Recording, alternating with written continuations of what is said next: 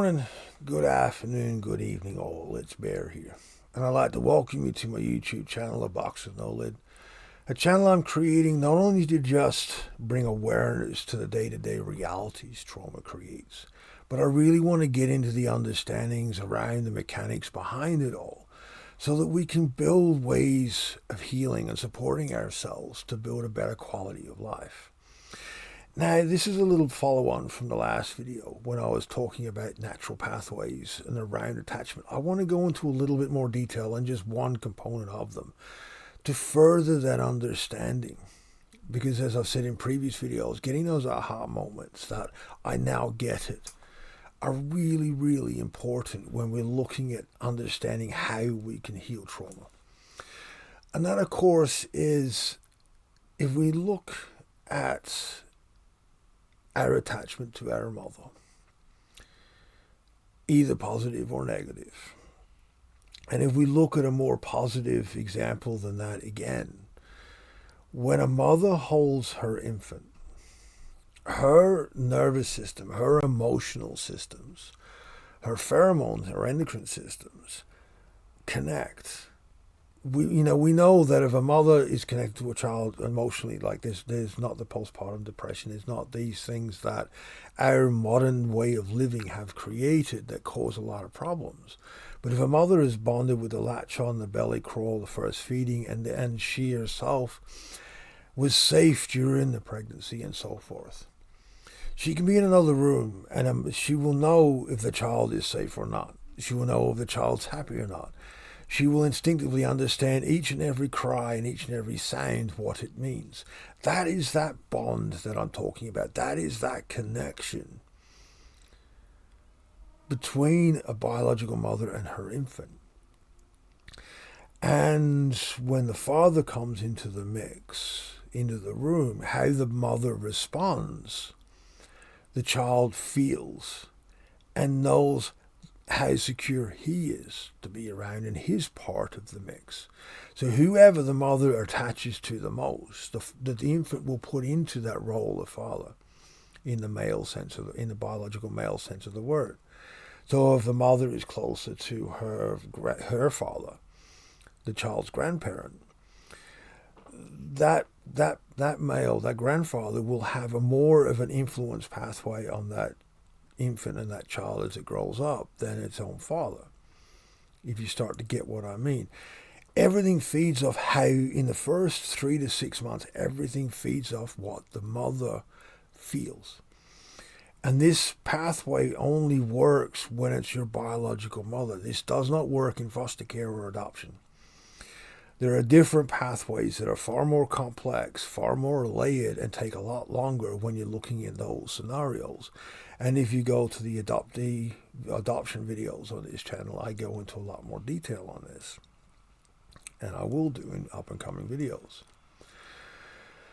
But we know that if the mother is connected, and that through that connection, the infant being held in that safe, when the infant has something happen and they're crying, they learn to self-regulate by how they attach to their mother.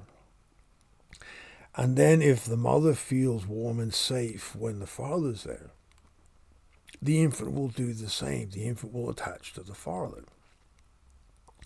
And that's where you get certain connections that start to help the infant regulate when they're upset, when they're crying, or when they're hungry.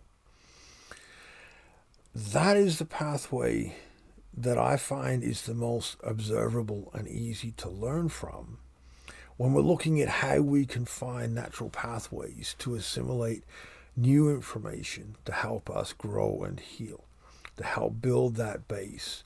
So when we either read a book or we go to we're seeing a therapist and they pointed some things out, all these all these techniques and all these different understandings, it's how we can bring them into a natural understanding, a natural ecology that our body can assimilate and work with. If we learn the technique by observing how infants and children learn from their parents, and not just the observable in what is said, if you don't, I'm going to get the belt out, you're going to do it. I'm not talking that stuff. I'm talking self-regulation. I'm talking understanding belonging and mannerisms and facial expressions, interpreting how to explore. When an infant and a young child are safe, they will explore, quite often in ways that will scare the hell out of the parents. But that is because they're safe. They don't see a threat, so they're not cautious. In child rearing thing, yeah, you need to baby-proof your house because of that. But it is a good sign that an infant is willing and open to explore because they have that base. That is the goal that we are seeking when we're trying to bring this information into our being to be able to change what trauma has changed within us. If you can watch, even on the TV screen or in real life, an infant openly exploring without any fear, just that joy of them openly experiencing their surroundings, that's the goal that we're heading for inside ourselves. That exists somewhere within us. We either have experienced it if our childhood was a good one and our trauma changed it later on, or it is something we can learn to create if we can create the sense of belonging in our smaller family community, or and so forth and so forth. That is why attachment is at the base of healing trauma. If we can get to that space, our body goes, I am safe enough to now be completely vulnerable and release the trauma out of our body, to process what was stopped because of the overwhelmment of the traumatic experiences, where our nervous system can purge all of that stored response energy, where our muscles and tissues can, and to where our body will begin to accept learning a new paradigm on how to be part of and how to function. And we can start to learn again that process of engagement, interaction, and so forth and so forth, that I get into in more detail in other videos. If we can understand this pathway, we can use it to assess all the other pathways around us. Because our body, our gut needs to go, I get this, before our threat responses will allow that information in. And that is the key understanding for this video. When you're either with a therapist, a friend, or an associate, or somebody giving you advice, you need to get that point of, I get it. Your stomach, your body needs to accept it so that you will be able to work with it. And it's finding a natural pathway to achieve that. Otherwise, it's just words. Words without emotion don't have any bearing on healing trauma.